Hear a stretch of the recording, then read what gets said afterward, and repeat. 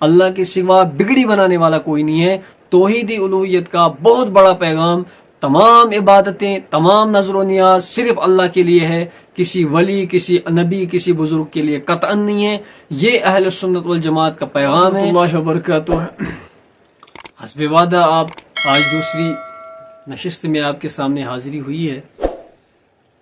تمام تعریف اللہ تعالیٰ کے لیے ہے کہ جس نے ہمارے دلوں کو ایمان سے منور کیا۔ کروڑوں درود ہو نبی صلی اللہ علیہ وسلم کی ذات پر جو رحمت للعالمین اور خاتم النبیین بنا کر بھیجے گئے۔ آج ہمارا دوسرا پہلو تھا توحید کا، وہ ہے توحید الوہیت۔ توحید الوہیت میں جو ہم نے پچھلی بار یہ الحمدللہ ذہن نشین کرایا تھا نوجوانوں کو کہ توحید ربوبیت کے اندر آپ نے 3 چیزیں سماعت فرمائی، خالق مطلق وہ اللہ ہے، رازق مطلق وہ اللہ ہے، اور مالک مطلق حاکم مطلق وہ اللہ ہے۔ ان صفاتوں میں کسی کو ذرہ برابر بھی اللہ کے سوا کسی کو ان صفاتوں میں اللہ کے ساتھ شریک کرنا یہ بدترین شرک ہے، اور یہ کفر تک پہنچا سکتے ہیں انسان کو۔ نمبر 2، توحید الوہیت میں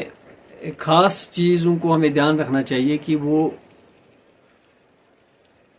توحید الوہیت کے اندر سجدہ، رکوع، نظر و نیاز، یہ وہ چیزیں ہیں جو خاص اللہ تعالیٰ کے ساتھ اور اللہ تعالیٰ کے لیے ہونی چاہیے۔ کسی اور انسان، فرشتہ، بزرگ، کوئی ولی، کوئی ابدال، کوئی کتب، کوئی سا بھی ہو، ان صفاتوں میں اگر کسی ایک بندے کے لیے بھی یہ نظر و نیاز ہوگا تو وہ غیر اللہ کے نام پر آ جائے گا، اور غیر اللہ کا مطلب یہ ہے کہ وہ حرام ہے اور ناجائز ہے۔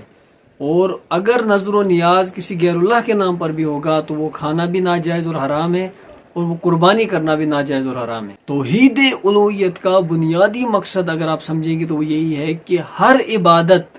وہ اللہ کے لیے خاص ہے، وہ اللہ کے لیے ہی ہے۔ اگر کسی غیر اللہ کے نام پر کوئی عبادت ہوگی تو وہ عبادت آپ کو کفر تک پہنچا سکتی ہے۔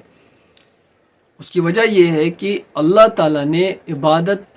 انسان اور جن کو محض اپنی عبادت کے لیے پیدا کیا۔ اگر اس عبادت کے اندر آپ اللہ تعالیٰ کے آس پاس کسی کو اللہ کے سامنے شریک کر رہے ہیں، کسی دوسرے،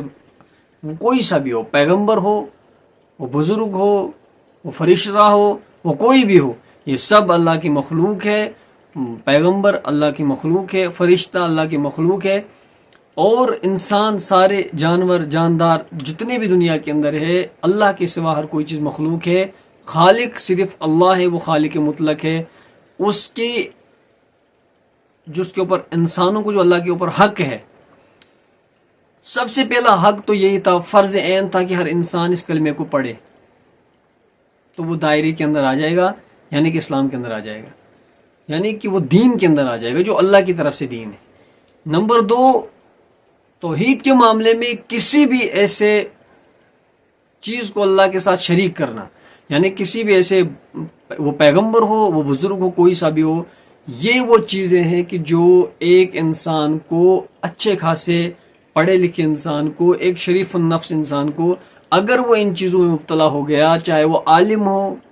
چاہے وہ بزرگ ہو، چاہے وہ کوئی سا بھی ہو، اللہ کی قسم کھا کے کہتا ہوں میں، اللہ تعالیٰ اس کو کل قیامت کے دن کافروں کے ساتھ اٹھائے گا اگر اللہ کی توحید میں ذرہ برابر بھی کمی کرتا ہے۔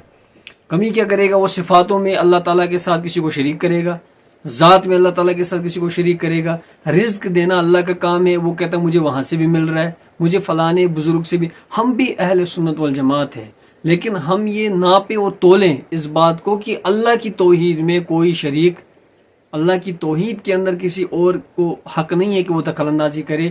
وہ جو صفات اللہ تعالیٰ کے ہیں وہ صفات کہے گا کہ یہ میرے اندر بھی ہے، یا اگر اس نے نہیں کہا ہوگا، جو بندہ اس کی طرف منسوب کر رہا ہے کہ اس بندے کو بھی اللہ تعالیٰ نے یہ صفت دی ہے کہ وہ اولاد دے سکتا ہے، وہ رزق دے سکتا ہے، وہ ہماری بگڑی بنا سکتا ہے، تو وہ انسان جو یہ کہنے والا ہے دوسرے کی طرف جو منسوب کر رہا ہے، اللہ تعالیٰ قیامت کے دن اس کو رسوا کر کے اٹھائے گا، کیونکہ اللہ کی توحید کے اندر کسی ایسے شخص کو